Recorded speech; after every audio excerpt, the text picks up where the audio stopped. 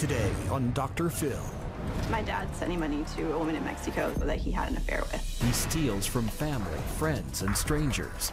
Nearly $2 million. She had to have a lung transplant. You paid for the lung. So she just showed up to a clinic with a lung in an igloo cooler, said, I'm here to get a transplant. She's had brain cancer 5 times. 7 times.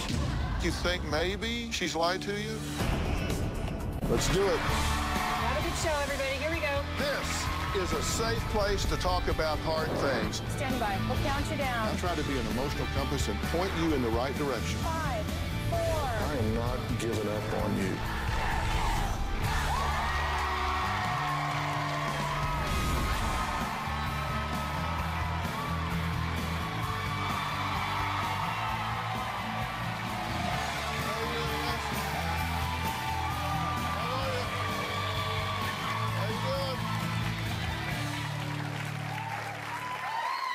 Well, death threats from Mexican businessmen, black market organs for sale, tens of thousands of dollars in extortion money paid, and more than 100 trips back and forth to Mexico.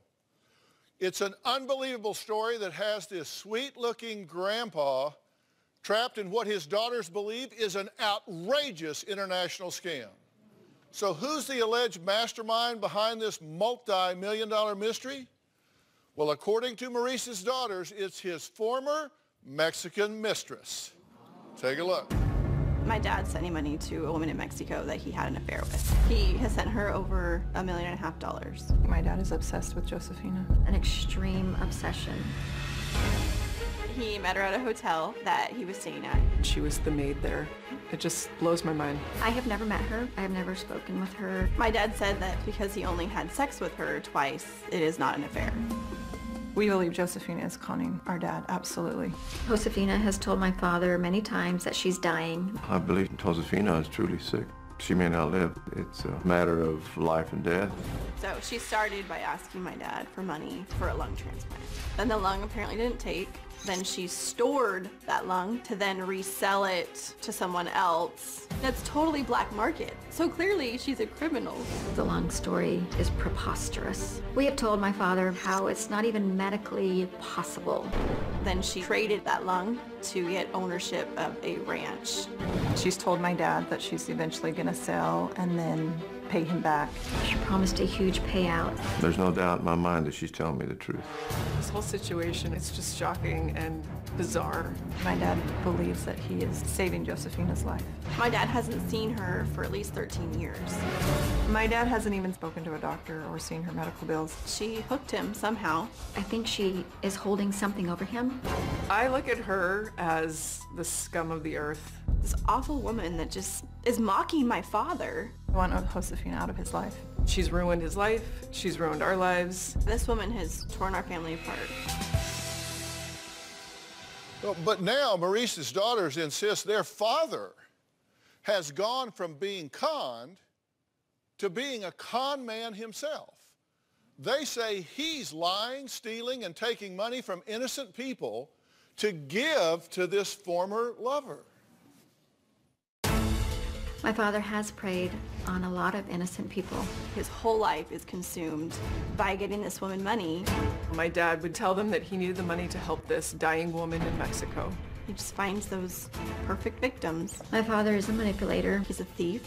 My dad is financially ruined so many people's lives. Destroyed some marriages, torn families apart.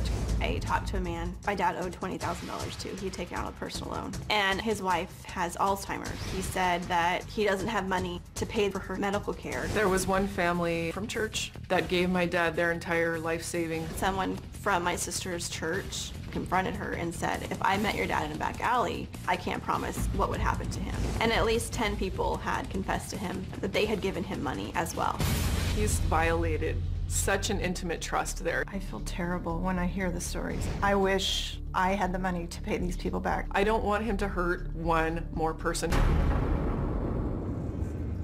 Well, this is just a hell of a mess, right? Yeah, well, it gets worse. Because this dad has 7 children, and they claim that he has also victimized them. My dad doesn't just prey on innocent people. He has preyed upon his own family. He took money from me and each of my sisters. One of my sisters gave my dad $40,000. He called her and said that literally if that money was not wired to him immediately, that he would be killed. He has gone to a few of my sisters telling them I'll be arrested or some men in Mexico are going to come after me. I had a business with my sister and my dad.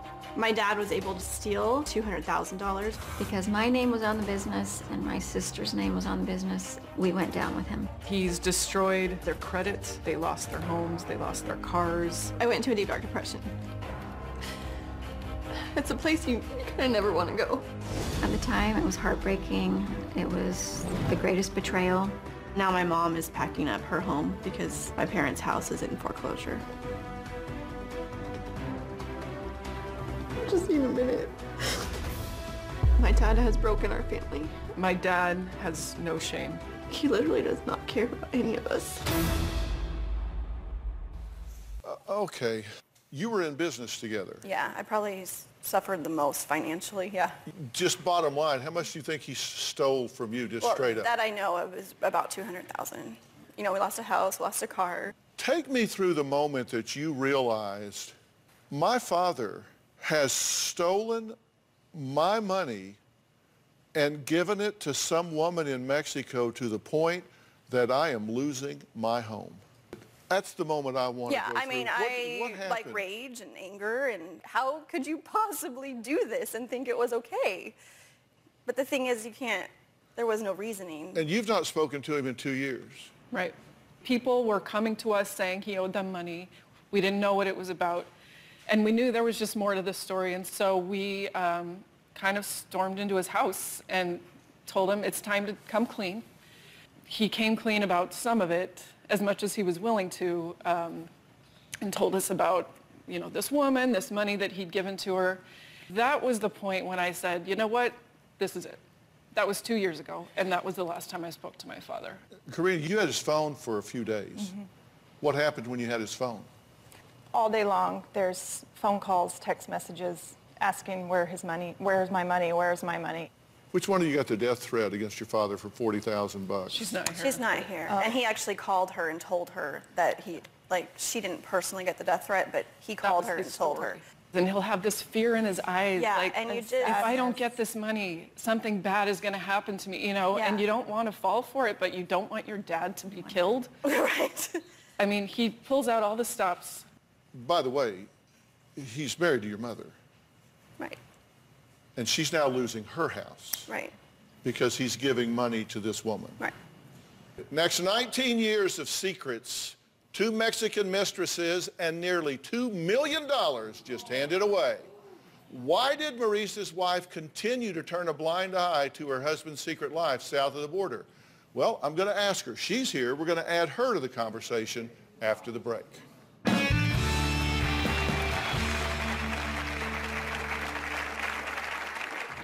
He has become a pathological liar. He is dishonest to the very core. The day that I found out that my husband Maurice had an affair with this woman, my whole world was turned upside down. She has conned him. How anybody can be at death's door for 13 years. She is such a medical miracle. And later, you believe this woman just showed up at a clinic with a lung in an igloo cooler or something and said, I need a lung transplant, and I got the lung. That's basically what happened. I think my mom looked the other way for many years as far as my dad's behavior. My mother is enabling him by turning a blind eye. My mom tends to bury her head in the sand and pretend that nothing bad is happening. We had an intervention a couple years ago and told my mom, if you don't leave him, then we will walk away from you for a while. I honestly don't know why she has stayed. Well, secret phone calls in Spanish and hundreds of trips over the border. Maurice's double life has his 7 daughters convinced that a bizarre scam concocted by his former mistress has turned their father into a con man and their mother into his protector and enabler. Now, before we speak with the matriarch of this beautiful family, let's hear what she has to say about her partner of nearly 50 years. My husband Maurice has torn apart my family. My children have just been absolutely devastated. He has used them over and over. My daughters all feel like they've lost their father. Their hearts have been broken. He has become a pathological liar. He is dishonest to the very core of his being. That's really hard and sad for me to say that. My utilities have been turned off. My internet gets turned off. Frequently my phone gets turned off. The day that I found out that he had an affair with this woman, my whole world was turned upside down and inside out. I felt worthless. I felt like a failure. This is someone I trusted with my entire life. I have absolutely no doubt she has conned him. If I saw her, I probably would scratch her eyes out. How anybody can be at death's door for 13 years. She is such a medical miracle. If she's really ill, let her die.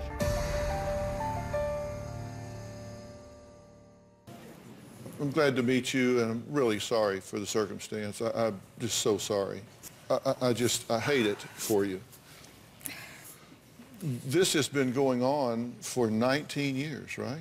You now know. Apparently, Well, yeah. you did know that then, of course, but you know it now. Yeah.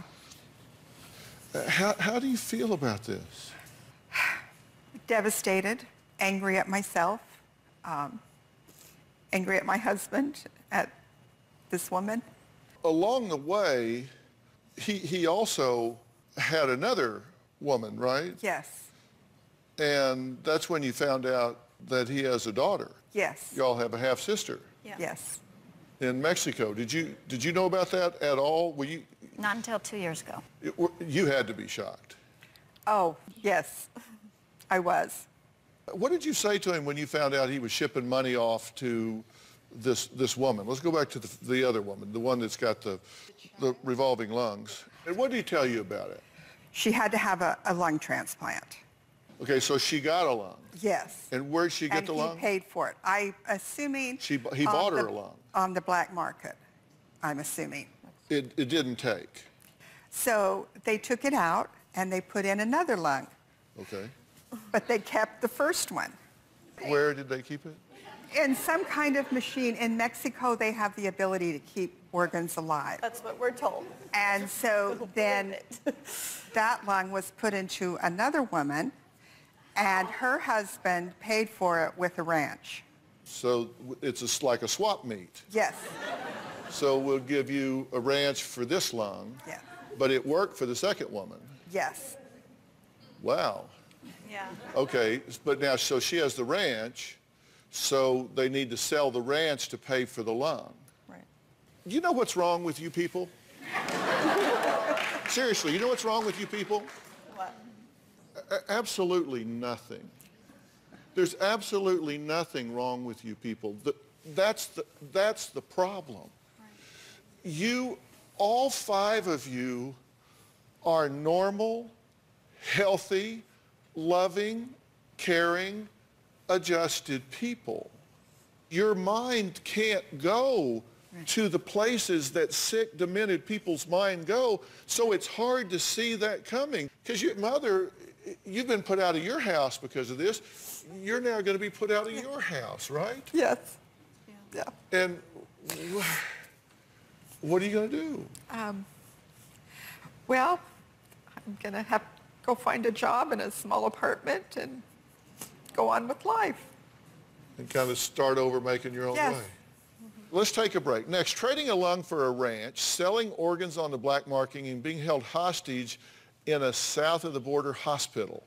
Maurice insists that his former mistress, Josefina, is on death's door. Apparently for a long time she's been on death's door. He says he needed all of the money he took from friends, family, and even a stranger at a gas station in order to save her life. Boy, do I have some questions for dear old Dad. Well, he's here, and we're going to meet him next. We'll add him to the conversation right after the break.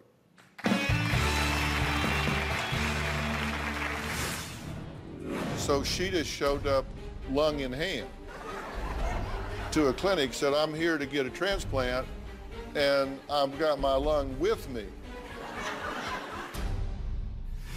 And later, She doesn't have money, so she's not actually in a hospital room. well, she doesn't need it. She can I get know, health I'm care. just saying, They she's have on like the universal back healthcare. patio. Is that outdoors? Yeah, that's outdoors. She's just sleeping next to the hospital. It just rolls downhill.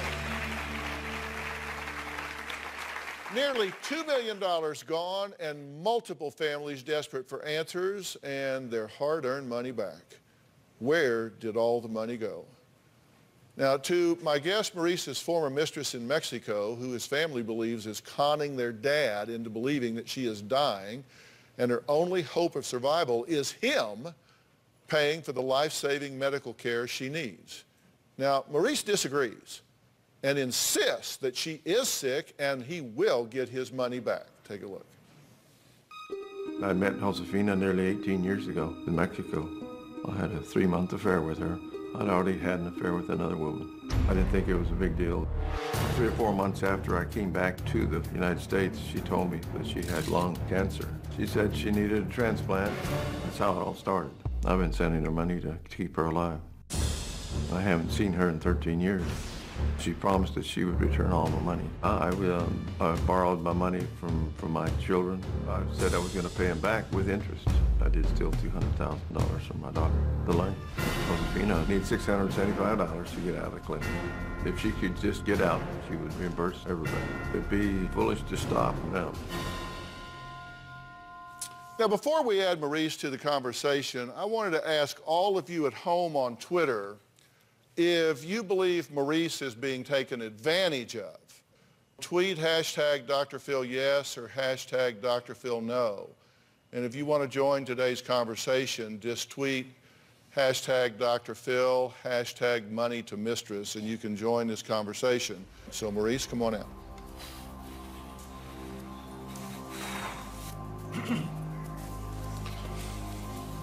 Maurice, Dr. Phil. Nice to meet you. Good to meet you, sir. Have a seat if you would. Thank you. Maurice, I'll just jump right into it. I've been here talking with 4 of your beautiful daughters and your wife, Linda. They feel lied to, they feel betrayed, that you have stolen money from them to the point that she's lost her home, she's losing her home. Do you deny that, or is that true? I think that happened. I want to see if I understand the timeline of this right. So in 1996, Maurice and Josefina meet and you begin a 3-month affair in Mexico. And in 2000, Josefina calls Maurice and says she has lung cancer and needs a transplant. Why call you 4 years later and say, I need a lung transplant? Well, because she didn't have anybody to go to. Where'd you get the lung? She went down to Veracruz to receive that lung, and on the black market? Yes. So you paid for acquiring the lung, so she just showed up lung in hand to a clinic, said, I'm here to get a transplant, and I've got my lung with me. Yeah, that's basically what happened. You believe this woman just showed up at a clinic with a lung in an igloo cooler or something and said, I need a lung transplant, and I got the lung, and this clinic just had a transplant team just happened to be standing by in Mazatlan? No, the doctor was the one that put the whole thing together. Shockingly, it didn't take. So Josefina decides to store the lung. She stored it for about 2 weeks. Like at the house? No, not at the house. Where'd she store it? At the clinic right there, and that's what happened. And then she finds another lung, and you help her pay for the second lung and transplant. So she says, okay, now I got an extra lung. Yeah. So she sells it. Right. So that's when they swap the ranch for it. So don't have the cash. Yeah. But I've got a ranch I'll trade you for. The ranch worth $1 million. That's right. But despite the new lung, she's too sick to sell the ranch. Well, she was too sick to do right immediately, yeah. She's also had brain cancer? Yes. 5 times? 7 times. 7 times. 7 brain cancers. She survived that. And then in 2002, the lung recipient died. Mm-hmm. She gave it back to her. Josefina sells a lung on the black market for $2.7 million. 2.2. 2.2 million bucks. But she says she can't pay you back. She got the money, and the money went into a bank, and it's there frozen. Why is it frozen? Because of the amount of money. It's too much money. I didn't know you could have too much money. She has too much money. You have a computer, right? Yeah. Do you ever check on these sort of things? Yeah. Because just before I walked over this morning, I just thought, you know what? I think I'll just Google up and see what a lung costs on the black market. And what'd you find? In China, you can get one for an average of about $23,000. In Europe, it was even less. In Mexico, they didn't really have much of a selection. Yeah, I know. I even looked on eBay. And they just didn't have anything. Maurice's family says he doesn't even remember the names of people they claim he's victimized. Well, but I have a list, and we're going to see what his thoughts and feelings are about this. We'll be right back.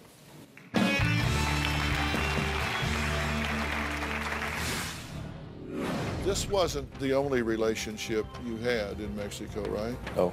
Do you have a second family? It was a miserable time in our family. It hurt. It wasn't fun to realize that. Embarrassed, mad, just disappointed. When we found out that my mom knew, it felt like an enormous betrayal. This wasn't the only relationship you had in Mexico, right? No. Do you have a second family in Mexico? I've got one in Ensenada. A daughter? 19-year-old. And did you raise her? No. Have you been supporting her? Yeah. So you've been paying money there and to Josefina? Yeah. I decided that 2 weeks ago I was going to cut it off completely and not have any contact with her. But that's, I mean, that's not That's not entirely true. We took took his phone so he couldn't call her. And he actually left my house twice trying to go call her, like walk to a gas station. I went to the bank to get the money that had come in. That was a And what were you separate going to do with situation. that money? Well, I was going to give it to my wife. No, that's No, not true you at all. weren't. No, what that's you not said. true at all. I had to have him hand it over to me so I could count it, and he was not going to give any of it to my mother. Look, if we have any hope here, one thing we got to do is be just completely honest. I mean, at this point, what the hell? I mean, you got a second family in Mexico. You shipped nearly $2 million to Josefina. Wasn't your theory that they weren't going to let her out of the hospital if she didn't pay him some money? Yeah. You know what she told you? Yeah, So in Mexico, you don't pay, you don't go. that's right. So they keep you there. That's right. They keep you there. So you needed to give her money so she could get out. That's what happened. You do know that Mexico has universal health care, right? So she's got you and the government paying for her to go to the hospital. Well, and she's not even actually going to have a room. Pardon me? She doesn't check in because she doesn't have money, so she's not actually in a hospital room. Well, she doesn't need it. She can I get know, health I'm care. just saying, They she's have on like the universal back healthcare. patio. This is the story. This Pardon is me? the story. She's like not even in an actual room, so we can't call her to find out what room number she's in. She's out in a separate area of people who can't pay.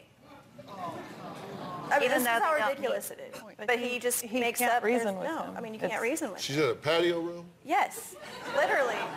Is that No, she's behind the clinic. outdoors?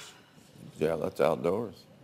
In a patio. So patio. And it's cold, and she has no sweater or shoes because she's so poor. So she's at a hospital, Not in the hospital. but not in the hospital. She's just sleeping next to the hospital. Well, yeah, because the back end is enclosed. She's able to stay right there with the hope of getting the money. And he believes this. Yeah, I mean, that's the thing. That's what do you do with that? Anything she Okay, well, this is just an example of one money transfer service that Maurice has used to pay for this kind of explanation. It sent anywhere between $150 and $990 nearly every day for the entire year. The money transfers from just this company totaled $105,134.01. That's just from one company. Right. So where does he get all of this money? Well, I made a chart. This is just according to Maurice, and I'm not even sure he knows for sure. He has taken his family for $500,000. He's taken $500,000 of his own money out of his account with he and his wife. He's gotten $3,500 from one guy, $2,700 from another, $3,000 this guy, an investor, $100,000. Mexican businessman, $40,000, $2,700 to Greg, $20,000 to a friend, $12,000 from a church member, $40,000 from another church member, $60,000 from a friend, 5 strangers totaling $300,000, another stranger for $500. This one was the one at the gas station, I think. Church elder, undisclosed amount, 6 church members, all of this. And when it's all added up, that totals to $1,464,400. And that's just what we've been told. Right, right. There's no question that's not the bottom. Right. No. It is not in the realm of possibility. Do you believe what he's telling you? Well, I don't believe it.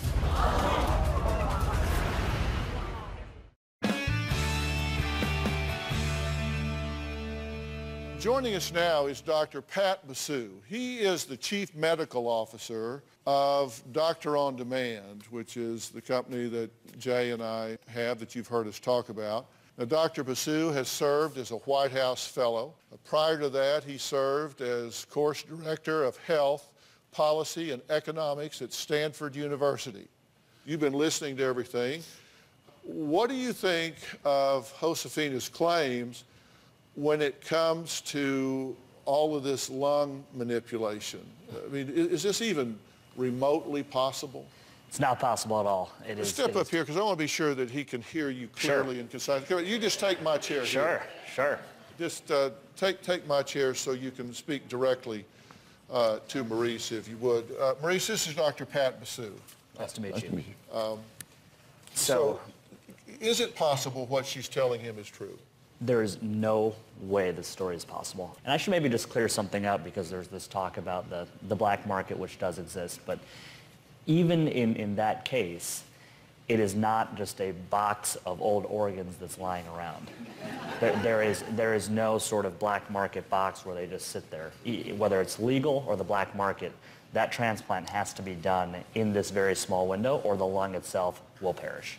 Okay, so what is the chance that she could go to Veracruz, get this lung, bring it back up to some clinic, some doctor does the transfer, it doesn't take, so she takes it out, puts another one in, saves this one for 3 weeks in a cooler or something at the clinic where they keep spare body parts, apparently, for 3 weeks, and then sell it again to or swap it for a ranch or whatever.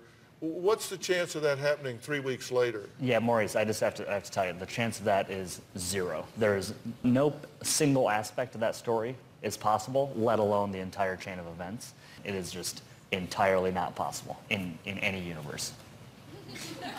Do you believe what he's telling you? Well, I don't believe it. You don't believe which? I don't believe what he's saying. It happens down in Mexico, and it's... Yeah, you cannot revive the lung once it is dead. There is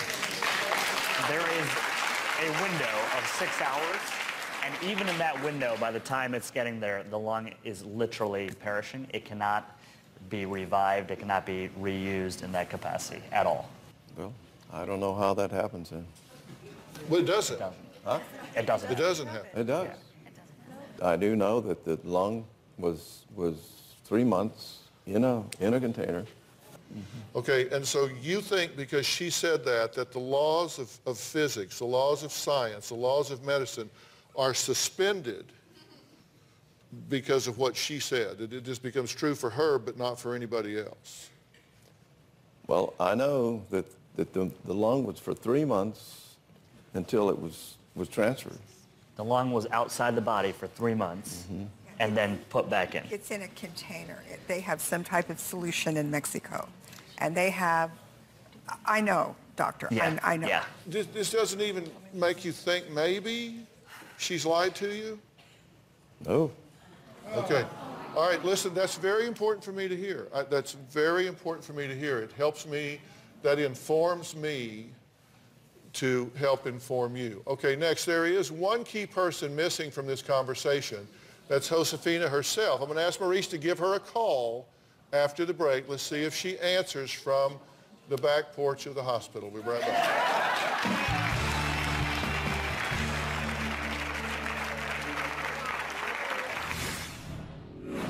We'll now dial the international number, and I would like to ask her a few questions if you could translate for me.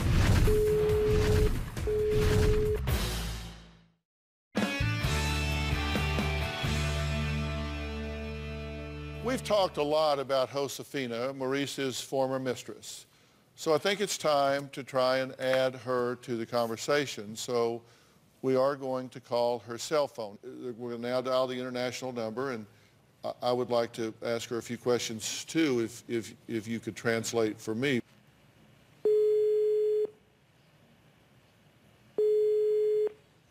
Después del tono, grabe su mensaje. Marque la tecla gato cuando termine. It was a message that said, you know. Go through? Yeah. We'll just keep trying while we keep talking. So you don't believe Dr. Basu. We actually hired a private investigator in Mexico to learn a little bit. To learn a little bit more about Josefina, because you say she's just all alone and nobody to call but you. And you say you're helping her because she has no family.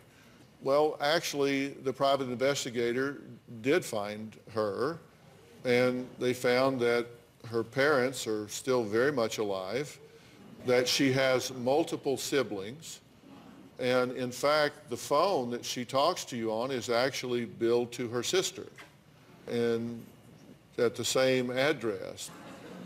I don't believe it.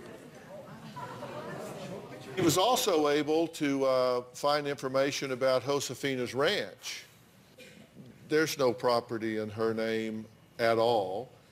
No ranches even located in that area in anybody's name.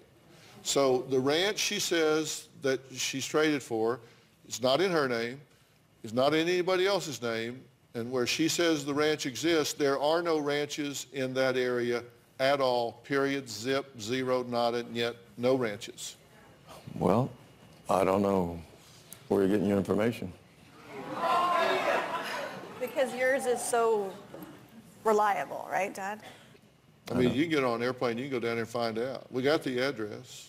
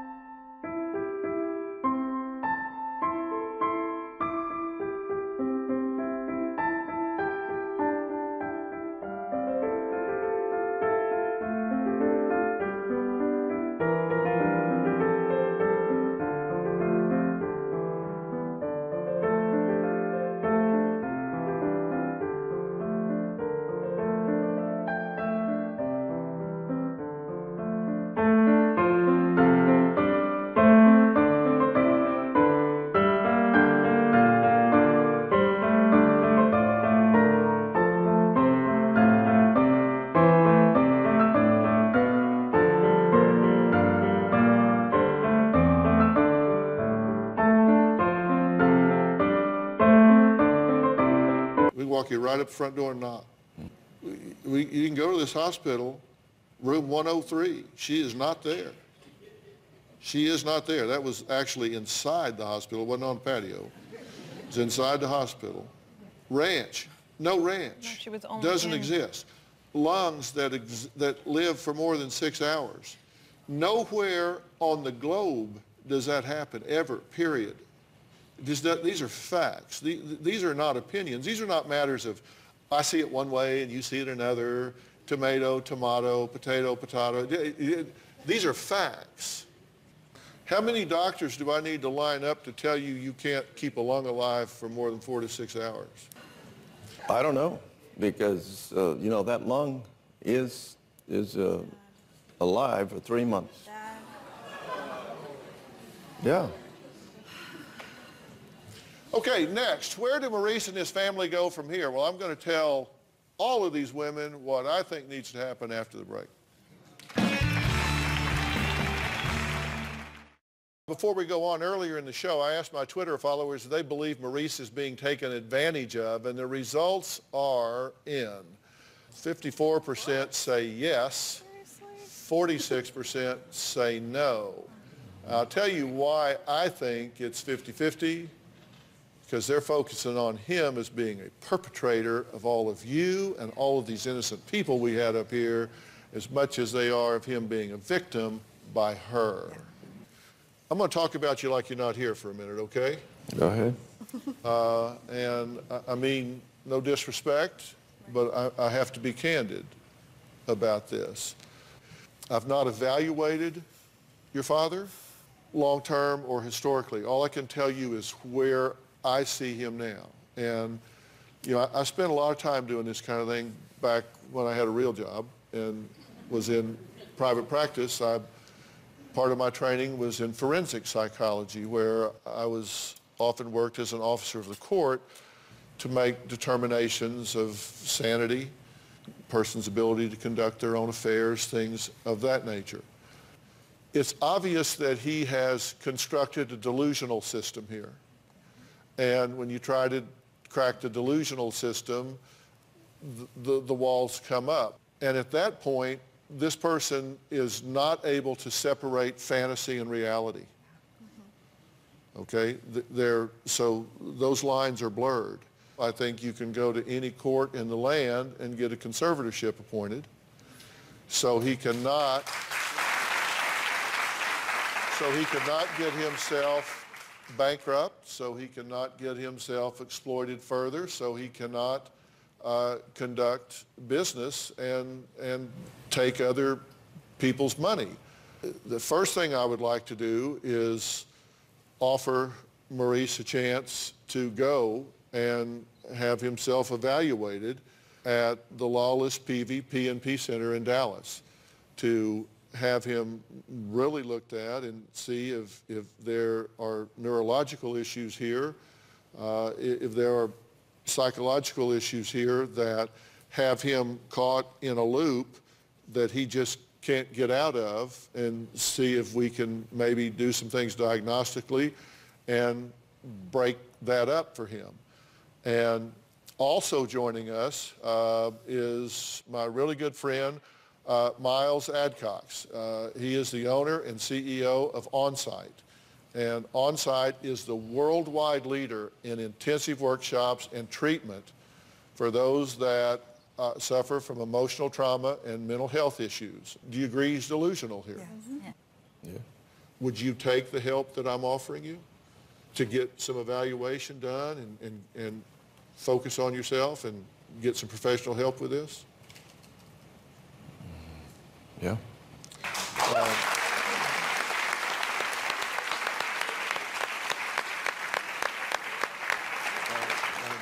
I really think it would be helpful to you. When you finish at OnSite, I'm also going to set Maurice up with ongoing therapy after he leaves here today. At Doctor On Demand, we also have an extensive network of board-certified doctor-level psychologists that can see patients on the Doctor On Demand app from the comfort of your own house. You don't have to get in the car and drive to the therapist office. It's easier, it's cheaper, and in my opinion, every bit as effective. And for those of you at home that want to, you can download the Doctor On Demand app at Google Plays or the App Store. I want to thank all of my guests today. I want to give a special thanks to Dr. Pat Basu, Dr. Lawless and the P&B Center, as well as Miles Adcock and On-Site for offering to help Maurice and the family as well. Thanks for being here. We'll see you next time.